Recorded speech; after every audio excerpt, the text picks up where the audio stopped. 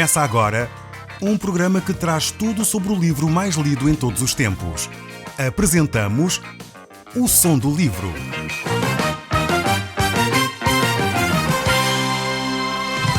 Seja muito bem-vindo. Neste podcast vai encontrar o livro mais conhecido e lido em todo o mundo. Vamos levá-lo numa viagem pela história da humanidade. Este é um audiolivro para si, para a sua família e sociedade em geral. Contextualização e comentários de Paulo Chaveiro. Eu sou Paulo Chaveiro e nós hoje estamos de volta à primeira epístola do apóstolo Pedro e vamos concluir aquela secção que iniciamos sobre recomendações para o casal. O apóstolo Pedro falou no último programa, e nós vimos isso, sobre a atitude da mulher na vida familiar e a atitude do homem na vida familiar. E sem dúvida são atitudes complementares. Homem e mulher devem se complementar na sua relação e respeitar mutuamente. Vimos isso exatamente nas palavras do apóstolo Pedro. Infelizmente, a nossa cultura não nos tem ajudado muito a entender muitas vezes próprias escrituras. E aqui, quando eu falo em cultura, não falo só em cultura popular, cultura do nosso povo, mas muitas vezes até a nossa própria herança familiar. Muitas vezes, quando nós olhamos para os textos bíblicos e vemos determinadas palavras, filtramos aquelas palavras não no sentido que Deus quer dar àquela palavra, mas com os filtros das vidas que nós tivemos em casa, com as atitudes erradas dos nossos pais, com as atitudes erradas dos nossos avós ou dos nossos educadores, e dessa forma nós muitas vezes, quando ouvimos palavras como esta aqui, que Deus fala que a mulher deve ser submissa ao seu marido, para que ele chegue a conhecer quem Deus é, muitas vezes a pessoa pensa, mas ser submissa significa o quê? Significa ser maltratada? Significa não ter opinião? Não tem nada a ver com isso. A submissão não tem nada a ver com ser maltratada, com não ter opinião ou com não expressar as suas ideias, nada disso. A submissão aqui tem a ver com respeito para com o seu próprio marido. E depois o apóstolo Pedro reforça a ideia dizendo que o marido deve lidar com a sua esposa, lidar com a sua mulher com discernimento. Eu gosto imenso deste verso 7 aqui, desta epístola do apóstolo Pedro, no capítulo 3, onde ele desafia os homens a viver a vida comum do lar com discernimento, com consideração pelas mulheres, como sendo elas parte mais frágil, ou uma tradução diferente seria parte mais preciosa. Aqui frágil não é no sentido de fraqueza, não é no sentido de ser inferior, mas no sentido de alguém precioso, e por isso deve ser tratado com delicadeza, e por isso também, diz o texto, deve ser tratada com dignidade, porque na realidade a relação conjugal influencia diretamente a vida espiritual. Por isso o texto bíblico diz que os maridos devem tratar as esposas dessa maneira, para que as orações não sejam interrompidas. Acho isto extraordinário. Realmente Deus liga todas as coisas e mostra como a vida privada está relacionada com a vida espiritual e como é que a vida espiritual está relacionada com a vida familiar, e é tremendo ver estas ligações que Deus faz, mostrando que nós não somos pessoas ou ilhas isoladas de forma alguma. Não, o ser humano é um todo e está intimamente ligado a todos os aspectos da sua vida. Ele não se pode dissociar uma coisa da outra. Portanto, a vida privada e a vida espiritual estão intimamente ligadas uma à outra. Portanto, é fundamental que nós entendamos estes aspectos e apliquemos estes aspectos à nossa vida conjugal. Eu creio que quando nós fizermos isto, certamente os nossos casamentos vão melhorar muito. Quando a esposa começar a ter respeito para com o seu cônjuge, para com o seu marido, quando o seu marido começar a respeitar a sua esposa e a considerar a sua esposa, a viver a vida comum do lar, como diz aqui o texto bíblico, que eu acho tremendo. O marido não pode de forma alguma dizer: eu não tenho nada a ver com isso, é com a tua mãe, por exemplo, em relação à educação dos filhos. De maneira nenhuma. O marido é parte integrante da educação dos filhos. O marido é parte integrante da vida doméstica, ele tem de estar envolvido, ativamente envolvido, e não se divorciar desses aspectos da vida comum do lar, como diz aqui.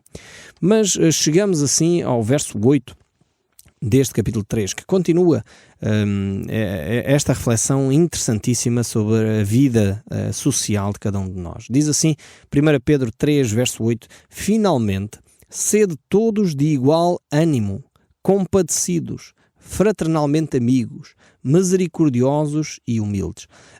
Interessantíssimo que o apóstolo Pedro está a introduzir esta secção aqui no final de uma secção que fala sobre vida conjugal. E é fundamental que às vezes nós lemos estes valores aqui pensando que Deus está sempre a falar para nós fazermos isto para os de fora. Mas aqui Deus está a falar também para os de fora, mas para a vida comum do lar, para a vida conjugal. Então sede todos, marido e mulher, de igual ânimo, ou seja, não ande cada um a puxar a brasa à sua sardinha, não ande cada um mal-humorado hoje ou amanhã e só pensando em si próprio. Depois, sendo cada um também compadecidos, ou seja, tenha compaixão para com o seu marido, tenha compaixão para com a sua esposa, viva e tente entender o seu marido, tente entender a sua esposa. Há uma expressão interessante que eu tenho lido em alguns livros que falam sobre a vida conjugal, que é colocarmos-nos nos sapatos do outro. Este compadecimento acontece mais quando nós conseguimos colocar-nos nos sapatos do outro, quando nós percebemos, se calhar o meu marido é capaz de estar cansado também. Se calhar o meu marido também precisava de uma palavra de encorajamento, de uma palavra de carinho, em vez de eu estar sempre a criticar, em vez de estar sempre a ralhar, em vez de estar sempre a criar tensão. Também ele deve ter os seus problemas. Talvez a minha mulher precise de uma ajuda na cozinha, talvez a minha mulher esteja cansada também, vamos tentar ser pacientes com ela. Depois diz aqui, fraternalmente amigos. Eu creio que não há nada mais importante numa relação conjugal do que a amizade. Realmente, quando o casal é amigo, isto faz toda a diferença. Não é só, as pessoas não casaram só por paixão, porque a paixão desaparece, inevitavelmente. Mais dia, menos dia, a paixão vai embora. Alguns estudos científicos mostram que a paixão pode até durar um ano, mas ao fim de um ano esbate-se todo aquele elan, aquele calor da relação, e o que fica na realidade é a amizade que um tem para com o outro, essa preocupação sincera pelo próximo, por aquele que é o nosso cônjuge. No fundo, a amizade que o texto aqui revela. E depois fala-nos sede misericordiosos. E esta expressão misericordiosos, nós às vezes pensamos, bem, estas frases aqui parece que não tem nada a ver com vida familiar, mas está ligado. O contexto é a vida familiar. Mulheres, sejam submissas aos vossos maridos, maridos, tratai as vossas mulheres com dignidade. E agora diz, finalmente, em conclusão, em resumo de tudo aquilo que eu acabei de dizer, tenham estas atitudes também. Sede misericordiosos. Esta atitude aqui de misericórdia para com o nosso cônjuge é, no fundo, aquela expressão que Jesus usa, muito bonita, caminhar a segunda milha. Estar disposto a ir um pouco mais além. Estender a mão a quem está sem possibilidade de retribuir. Ou seja, fazer as coisas para o nosso cônjuge sem esperar nada em troca, num certo sentido. Então eu vou oferecer um presente, mas não vou estar a contar que a seguir ele ou ela me vão dar um presente também. Eu vou fazer um carinho, mas não estou à espera que agora ele tenha também que fazer um carinho. Eu vou dar uma palavra amiga ou um elogio, mas não tenho necessariamente que estar a aguardar que ele me faça o mesmo elogio logo a seguir. E se ele não fizer, eu vou cobrar.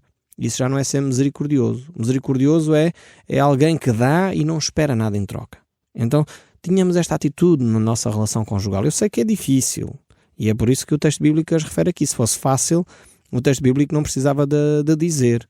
Aquilo que Deus nos desafia a fazer, todas as coisas que nós encontramos aqui no texto bíblico, são coisas que é preciso contrariar o nosso egoísmo, é preciso contrariar o nosso eu, é preciso contrariar o eu sou mais importante do que ela. E por isso o último aspecto aqui é a humildade. É tão importante a humildade na vida conjugal. Ser humilde o suficiente para considerar o nosso cônjuge superior a nós próprios. Valorizarmos mais o nosso cônjuge do que a nós mesmos. Pensar, se eu estou cansado, se calhar o meu cônjuge também está. E então eu tenho que valorizá-lo a ela, ou a ele. E ter este aspecto muito, muito vincado na nossa mente. E se isto se aplica, sem dúvida, à vida conjugal, muito mais à vida social. Portanto, a vida do lar, a vida da igreja, a vida com os vizinhos, com os colegas, também estes valores são válidos. E de alguma forma esta relação entre irmãos, entre amigos, na igreja, deve ser veiculada, deve ser vivida. Por isso o texto bíblico, o salmista diz quão bom e agradável é que os irmãos vivam em união. Então este é o desejo de Deus, que haja unidade na igreja, haja unidade na família, haja unidade na sociedade. Mas o texto bíblico prossegue. O capítulo 3, verso 9 diz ainda: não pagando mal por mal, ou injúria por injúria, antes pelo contrário, bem dizendo, pois para isso mesmo fostes chamados, a fim de receberdes bênção por herança. Mais uma vez temos aqui uma pedra preciosa das Escrituras. Se nós conseguíssemos viver esta verdade, não pagar mal por mal, ou seja, a quem nos faz mal nós fazemos bem, a quem nos injuriou nós fazemos justiça e dizemos bem. Realmente isto seria uma pedrada no charco. Seria realmente transformar a nossa sociedade. Mas para isso nós precisamos, sem dúvida alguma, da ação de Deus em nós. Só o Espírito de Deus em nós pode nos fazer chegar a este patamar de vida cristã, de não querer o mal do próximo, de não querer que aquele que nos maltrata sofra consequências disso. Pagar no fundo o mal com o bem. Ou seja, quem nos faz mal, nós fazemos bem. Mas isso só é possível quando na realidade Deus age em nós. Então temos um espírito manso, compassivo, perdoador, não guardamos rancor nem ressentimento das pessoas, e isso é tão difícil. Só com a graça de Deus em nós conseguimos viver isso. Mas se já estamos conscientes disto, é um passo nesta caminhada. Então é clamar a Deus para que Ele coloque esses sentimentos de amor no nosso coração. O verso 10 ainda prossegue: pois quem quer amar a vida e ver dias felizes, refreie a sua língua do mal e evite que os seus lábios falem dolosamente. Ora, aqui está um segredo para a vida feliz. Aqui temos uma explicação, porque muitas vezes as coisas não nos correm bem. É que quando nós não temos cuidado com a nossa língua, podemos estar a semear coisas terríveis à nossa volta. Então vale a pena nós vigiarmos sobre as frases que nós dizemos, sobre aquilo que nós dizemos a respeito dos outros. E nós, no nosso país, temos um déficit tremendo nesta área. Quantos e quantos na nossa nação têm esta facilidade de dizer mal de tudo e de todos? Dizemos mal dos médicos, dizemos mal dos vizinhos, dizemos mal dos bombeiros, dizemos mal das polícias, dizemos mal dos professores, dizemos mal dos nossos cônjuges, dizemos mal do comércio, dizemos mal dos políticos, dizemos mal de tudo e de todos. E realmente precisamos transformar, santificar a nossa língua. Começamos por começar a ser talvez um pouco mais justos com aqueles que nos rodeiam. Aprender a dizer também as coisas positivas. Aqui o desafio é quem quer, como diz aqui, quem quer, porque há aqueles que não querem, mas quem quer amar a vida e ter dias felizes e ver dias felizes tem aqui um segredinho, que é refreie a sua língua do mal. Evite andar a falar mal dos outros. Como seria precioso se nós começássemos a ter mais cuidado com a nossa língua. Não andar sempre a dizer mal do vizinho. Não andar sempre a dizer mal das vizinhas. Não andar sempre a dizer mal de toda a gente. Porque na realidade isso contamina o nosso coração. Tiago escreve no seu livro, dá grande ênfase a este tema que é a língua. Nós já passámos aqui no nosso programa sobre esta matéria e Tiago enfatiza muito bem como nós devemos ter cuidado com a nossa língua, como nós devemos ter cuidado com aquilo que nós dizemos, porque não podemos com a nossa língua glorificar a Deus e com a mesma língua andar a dizer mal do vizinho. É impossível. Um cristão não pode ter este tipo de comportamento. Então tem de acabar com o dizer mal do vizinho. Não acabe com o louvor a Deus, atenção, não se confunda. Infelizmente, às vezes, quando nós temos que fazer opções, fazemos sempre a má opção. Então, a opção não é acabar com o louvor a Deus. A opção é não dizer mais mal da vizinhança e de tudo e aquilo que nos rodeia. Mas o verso 11 ainda nos diz: aparte-se do mal, pratique o que é bom, busque a paz e empenhe-se por alcançá-la. Vemos aqui uma questão extremamente interessante, é que o alcançar a paz nem sempre é uma coisa fácil. Diz aqui o texto bíblico: busque a paz e empenhe-se para alcançá-la. Ou seja, significa que o manter a paz não é uma tarefa fácil. Ao mesmo tempo, aqui não devemos pensar que o empenhar-se para alcançar a paz é fingir que as coisas não ocorreram. Então não vamos tratar do assunto, não falamos com ninguém, não dizemos nada, que é para não criar problemas. Não é isso. O buscar a paz e o empenhar-se para alcançar tem a ver com a aplicação do texto bíblico, mais uma vez, na resolução de conflitos. Como é que nós resolvemos conflitos? E temos que resolver os conflitos, porque se nós não resolvermos os conflitos, significa que a paz não se alcançou. Pode não ter havido discussão, mas não há paz. Porque a paz que Deus aqui está a falar é uma paz que vem de dentro, uma paz interior. E essa paz interior só se alcança quando os assuntos são bem resolvidos. E para isso nós temos que aplicar o que a Bíblia nos ensina, Mateus capítulo 18. Se alguém fez alguma coisa contra ti, vai, em primeiro lugar, em privado, sem falares com mais ninguém, vai em privado e confronta esse teu irmão, esse teu amigo. Se ele se arrepende, ganhaste o teu amigo. Se ele não se arrepende, vai e leva uma ou duas testemunhas contigo e volta a falar com ele.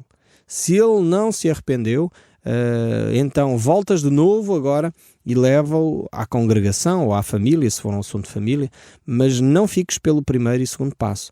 E é interessante ver que esse texto bíblico desafia aquele que ficou magoado a dar o passo, a confrontar. E isto é algo revolucionário, porque nós em Portugal não temos a tendência, não temos o hábito de confrontar as pessoas no sítio certo.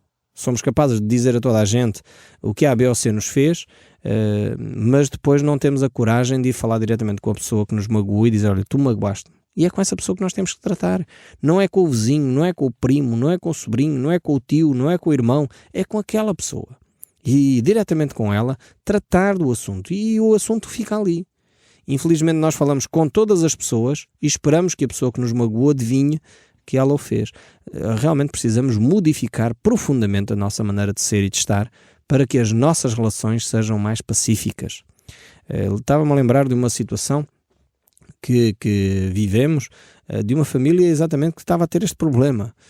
A mãe não gostou daquilo que o filho fez e disse, entretanto partilhou com uma dezena de pessoas, mas não teve a coragem de ir diretamente ao filho para partilhar sobre isso. E nós dissemos, mas como é que é possível isso acontecer? Então vamos promover esse encontro. Então esforçámo-nos para alcançar a paz. E fizemos encontros entre a mãe e o filho, entre o filho e o resto da família, para que a coisa fosse efetivamente sarada. E a paz só se encontra quando se busca, quando é um esforço intenso e nos envolvemos nesse processo de sarar relacionamentos. Não é colocar uma pedra sobre o assunto e fingir que nada aconteceu. Eu costumo dizer que quando nós colocamos uma pedra sobre o assunto sem tratar do assunto, quando tiramos a pedra de cima do assunto, o assunto está podre e depois é uma chatice para tratar. Então antes de pôr a pedra, certifique-se de que tratou efetivamente o assunto, que é para ele não apodrecer debaixo da pedra. Está bem? Porque senão vamos ter problemas daqui a 5 anos, 10 anos e com mais gravidade ainda porque o assunto nunca ficou tratado. Trate dos assuntos, tenha a coragem de buscar a paz, empenhar-se para efetivamente alcançar essa paz.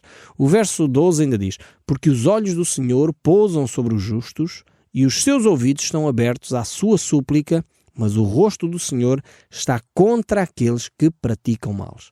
Aqui temos um tremendo desafio para nós vivermos dentro da vontade de Deus. Deus abençoa aqueles que buscam a justiça. Há a bênção de Deus sobre os justos. E essa ideia de que os injustos, os corruptos é que prosperam, é uma ideia que não está em conformidade com as Escrituras. Vale a pena trilhar o caminho da justiça, vale a pena trilhar o caminho da verdade, vale a pena porque Deus vai abençoar essa caminhada. O verso 13 ainda diz, ora, quem é que vos há de maltratar se fordes zelosos do que é bom? Esta é a pergunta. Se a pessoa faz o bem, ainda vai ser maltratada? É claro que não. Mas o verso 14 prossegue. Mas ainda que venhais a sofrer por causa da justiça, bem-aventurados sois, não vos amedronteis, portanto, com as suas ameaças nem fiqueis alarmados. Ou seja, ainda que por causa da nossa justiça a gente venha a sofrer, significa que não devemos ficar alarmados, porque Deus continua a abençoar aqueles que praticam a justiça. E este é o grande desafio. E se vivermos a justiça e mesmo assim sofremos o dano, de alguma forma nos alegremos porque estamos a padecer pelos valores de Deus. Deus tem todo o poder para nos livrar de todas as fúrias e ameaças que o mundo nos pode oferecer. Porém, mesmo quando nós sofremos as injustiças, podemos nos alegrar, porque estamos a sofrê-lo por amor a Cristo. Estamos a sofrer porque Deus cuida de nós. Por isso diz aqui, bem-aventurados sois. Parece um paradoxo, parece uma contradição que uma pessoa que está a sofrer seja feliz, porque bem-aventurado significa feliz. Mas na realidade não é uma contradição. Porque na realidade a pessoa está a sofrer por causa da justiça, está a sofrer por um valor que defende e um valor correto. O salmista diz, o choro pode durar uma noite, mas a alegria vem pela manhã. Então, podemos nós encontrar a bem-aventurança, a felicidade, quando realmente nós buscamos a Deus. E Jesus dá um sermão imenso sobre a felicidade. Quando ele faz o seu sermão do monte, ele diz bem-aventurados, bem-aventurados, e descreve uma série de bem-aventuranças que não são normalmente aquilo que nós optaríamos por bem-aventurados, por felicidade. Mas as bem-aventuranças de Jesus mostram que o sofrimento pode produzir felicidade. Quando é um sofrimento vivido dentro dos padrões de Deus, vivido por causa das opções certas que nós tomamos. Por isso Jesus disse, no mundo tereis aflições, mas tendo bom ânimo, eu venci o mundo. E o próprio apóstolo Paulo diz, o sofrimento do tempo presente não pode ser comparado com a glória do porvir. Então, vale a pena caminhar dentro dos padrões de Deus. E o verso 15 diz ainda, antes santificai a Cristo como Senhor em vossos corações, estando sempre preparados para responder a todo aquele que vos pedir razão da esperança que há em vós. Esta deve ser a nossa atitude. Devemos estar sempre prontos para viver dentro dos padrões de Deus e responder à razão da nossa fé. Por que é que nós fazemos o que fazemos?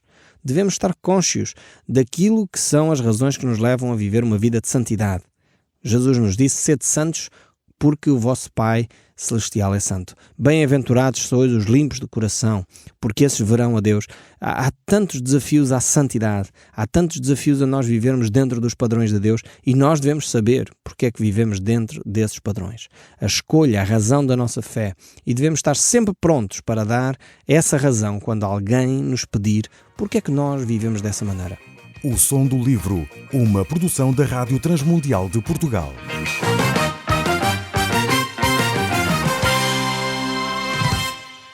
RTM. Conhece todos os nossos programas em rtmportugal.org.